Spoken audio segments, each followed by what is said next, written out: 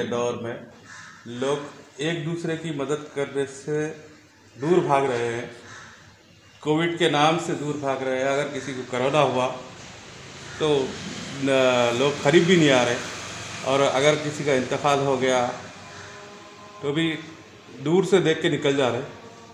तो इस दौर में, इस नाजुक दौर में आप पब्लिक से क्या अपील करना चाहेंगे? मैं पब्लिक से पहले तो ये अपील करना चाह रहा हूँ, खुद अपनी हिफाजत करें, खुद एहतियात में रहें। इंशाल्लाह अपनों का, अपने घर वालों का ख्याल रखें, फिर पड़ोसी का ख्याल रखें, फिर अपने मोहल्ले में, जान पहचान में, रिश्तेदार में जिसका भी आया उनको भी एहतियात करें। रही बात डरने की, सही बात है, आजकल दौर ऐसा हो गया, भाई को आए तो भाई देखने जाने के लिए डर रहे हैं, पड़ोसी को आ गया तो पड़ोसी निकल के मुलाकात नहीं कर रहे हैं। ये कोरोना से ज़्यादा आदमियों में डर बैठ गया है।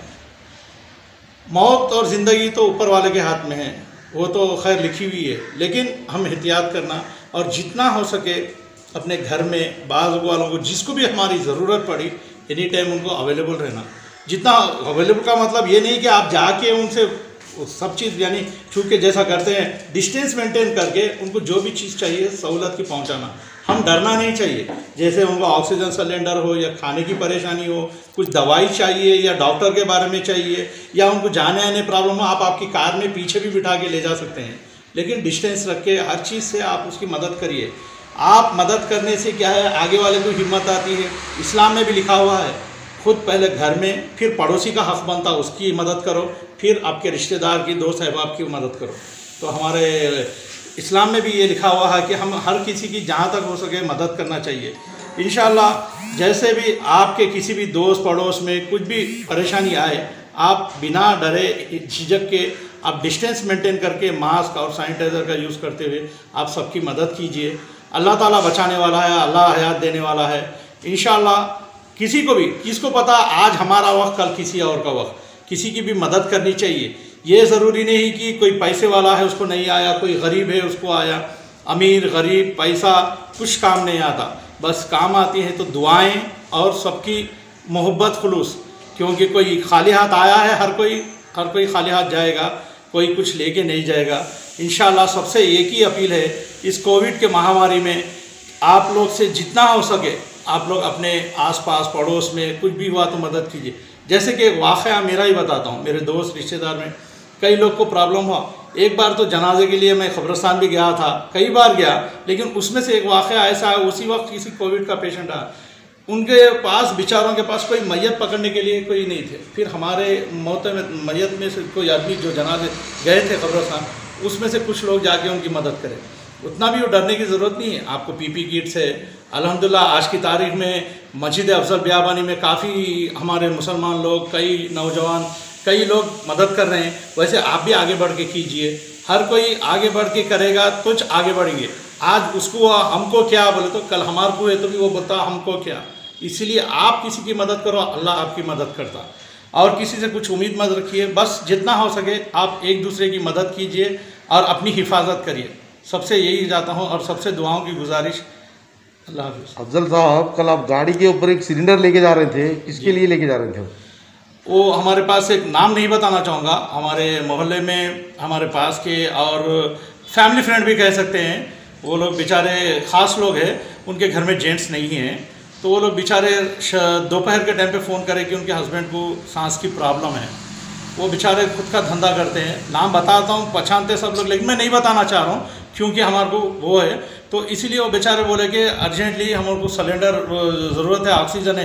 सिलेंडर उनके पास रखा हुआ था लेकिन ऑक्सीजन नहीं था, तो बोले कि ऑक्सीजन चाहिए, बहुत प्रॉब्लम हो रहा।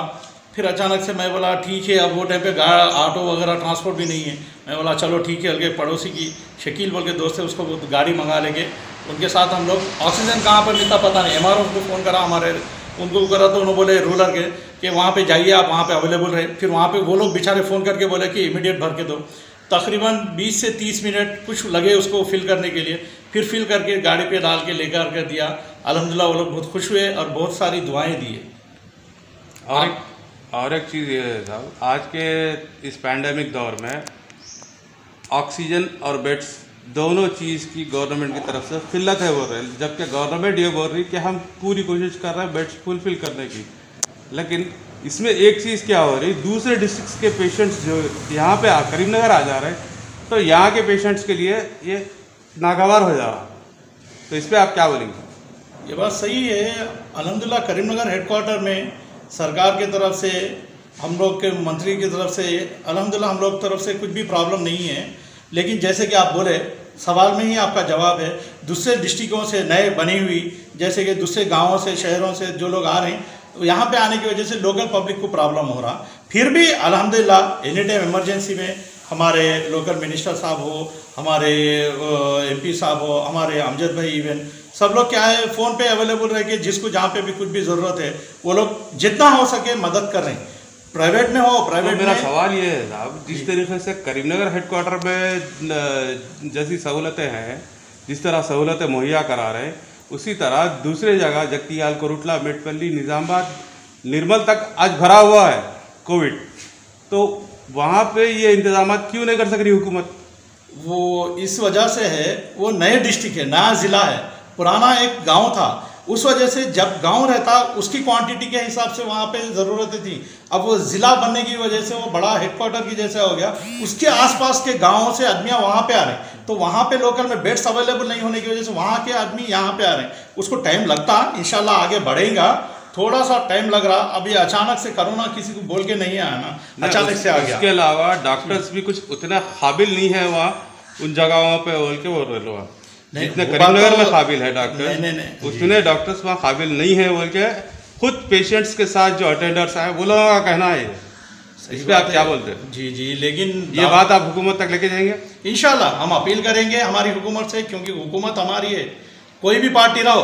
और स्टेट में हमारी तेलंगाना गवर्नमेंट है, चाहे वो BJP रहो, MIM रहो, कांग्रेस रहो, बहुजन समाज पार्टी रहो, हुकूमत से हमारे TRS से ही अपील करना पड़ता। तो हम खुद हमारे TRS पार्टी के हैं, इंशाल्लाह हम मिनिस्टर और KCR साहब तक भी ये बात पहुंचाएंगे और उनसे अपील करेंगे। अभी 50 हो तो और एक 50 बेड एक्स्ट्रा चाहिए, और जैसे कि अभी ऑक्सीजन 50 सिलेंडर चाहिए अभी अवेलेबल है, तो और एक 100-150 की हम लोगों के लिए अवेलेबिलिटी करिए। अल्हम्दुलिल्लाह अभी तो थोड़े बहुत आए हैं, कल परसों में कुछ ही दिन 2 दिन हुआ आगे, और इंशाल्लाह थोड़े के लिए अपील भी करे हैं, बोले कि कल संडे या मंडे तक इंशाल्लाह वो आ जाएंगे, अल्लाह चाहे तो।